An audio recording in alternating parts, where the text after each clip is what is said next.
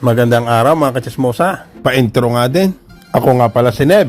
9 years na din sa Taiwan. Ang alam pa lang Mayo Chen. Pupunta po tayo sa Meko Taipei. At ito ang alam ko madali ang daan. Mula Nelly Train Station. Baba lang po kayo ng Bangkiao. At pagdating nyo naman dito at kayo nagugutom na ay marami naman dito makakainan. Tapos sundan nyo lang po itong Banan Lane. Hanggang sa makarating po kayo sa tamang tao. Hoy! Sa hindi kayo niluloko.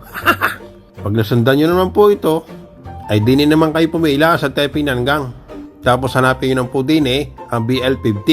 Ay hindi ko maidagis ang pangalan di kayo nang bahala magbasa. At ako'y baka magkamali pa kaya kayo nang bahalang dumag-is. At baka tayo pagtawanan pa. Hoy! Kaya pagbaba nyo ng BL15, sundan naman ninyo ang araw na to, yung BR. At dadali naman kayo nito sa matarik na escalator.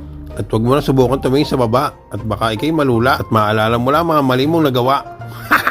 Tapos hanapin mo naman tong BR17. Kayo na ulit bahala dumag-is nyan at yan na papuntang Meko. Sa mga mag-i-renew naman po ng OWA, nasa second floor na po sila. Sa mga kagaya kong OFW, ingat po tayo palagi at matupad natin ang ating mga pangarap. God bless po sa ating lahat at sana ay nasundan nyo ay papaano? Share nyo na to sa mga kaibigan nyo pupunta ng Meko. At yon, malapit na tayo, babala kayo ng hagdan at lakad lang kayo ng kaunti. Pagdating nyo sa may kanto, magkalawa naman po kayo. At matatanaw nyo na ang building ng Meko. Di ba ang bilis lang? Pero sa totoong buhay, walang shortcut.